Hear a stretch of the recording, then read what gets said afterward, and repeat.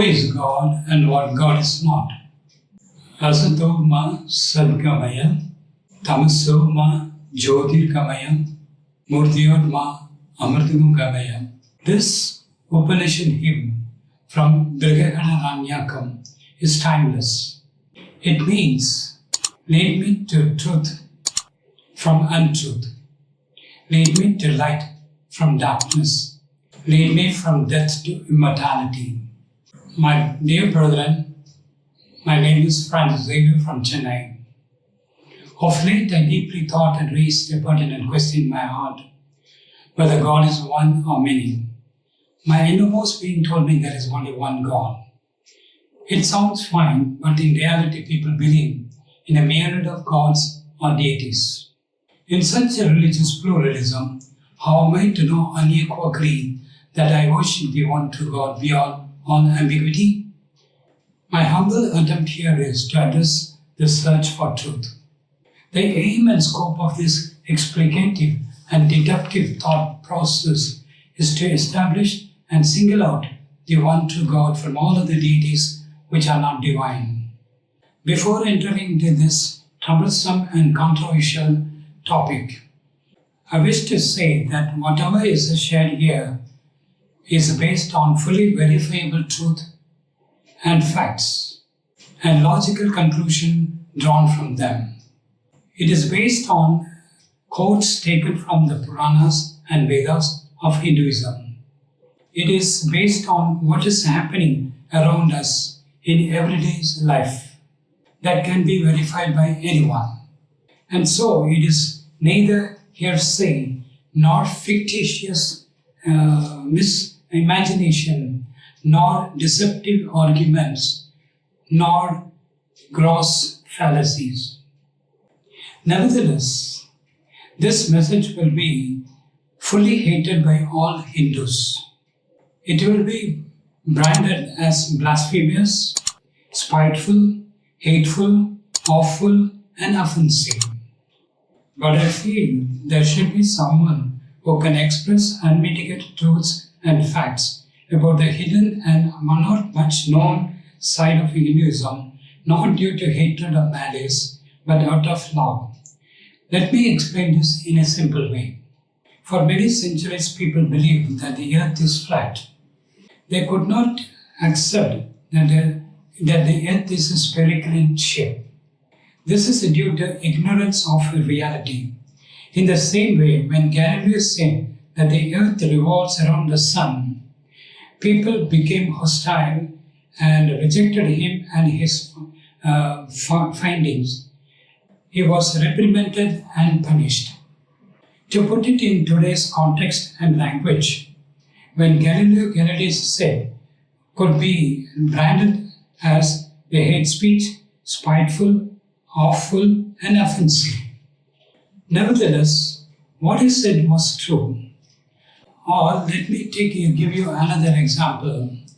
Let us say a boy learns mathematics for the first time.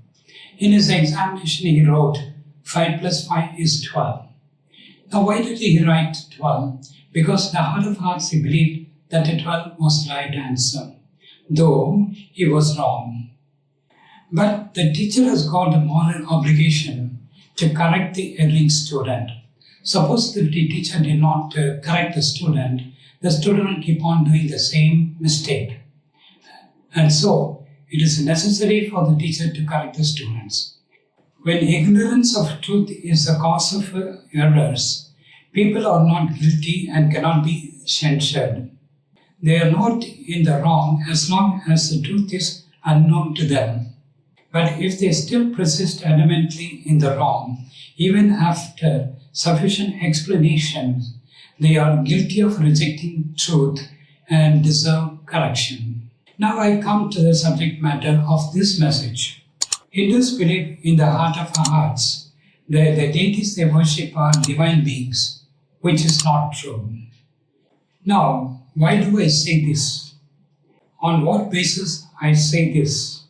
Is there any data or proofs or credentials or citations to confirm my claims? Well, this message is all about that. I laid down ample proofs to satisfy everyone. Hindus are like students that need to be corrected. They are unaware of many truths and facts about their own deities and blindly believe anything and everything when it comes to their religion and faith. Is there anything wrong to make people think critically? No, not at all. Precisely that is what I do in this message. Let it be an eye-opener to them. It becomes all the more important to counter political leaders who are bent on spreading Hinduism by hook or crook. These people not only stop there but spew hatred and use very abusive, foul, disrespectful words and expressions towards any political parties that show some respect and affinity towards Christianity and Islam.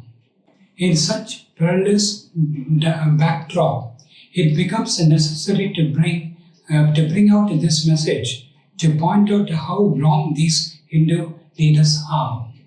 My endeavor here is to enable people belonging to different faiths, especially Hindu fundamentalists who go about vandalizing churches, burning the Holy Bible, and inflicting physical injuries to preachers and Christians at large.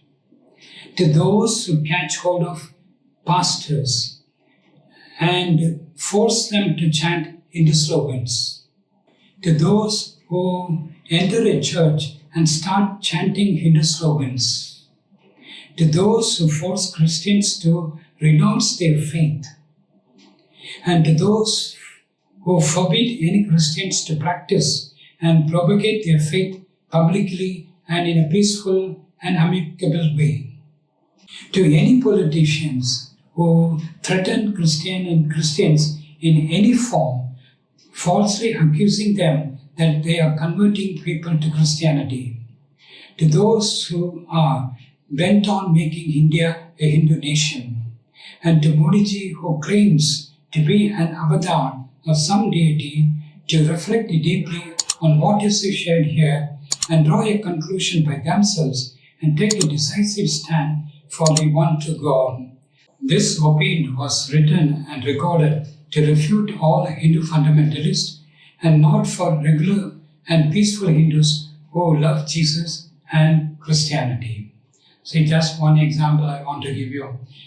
Just a few days back, nuns were, Roman Catholic nuns were arrested on the false accusation that they were converting people. It is not converting, they are not converting people in any form. Many media told about that one, but nevertheless, the police and the chief minister are not listening to it. This is what I want to. This message is for such people who are adamant and want to hate in Christianity. To those people, I want to say that Hinduism is a false religion through this message. This is about the one true God and the false deities of Hinduism. It is neither about Christianity versus Hinduism, nor about Christians versus Hindus, but it is about who God is and what God is not. The focus will be more on what God is not or what He cannot be, rather than who God is. To put it in Sanskrit expression, it is Niti Niti Brahman, which means Brahman is not this nor this, neither this nor that. Yes, my whole logical reasoning is based on the one fact that God is not unholy, not evil, not impure, and not anything contrary to His divine nature. Every form of evil comes from unholy evil spirit, the devil himself.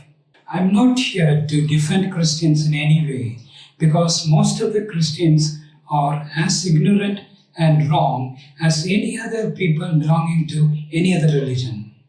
Indian Christianity assimilated all evils and superstitious beliefs that are found in Hinduism. Priests, nuns, religious groups, and pastors are no exception to this, and so Christians have lost their uniqueness to witness to the one true God.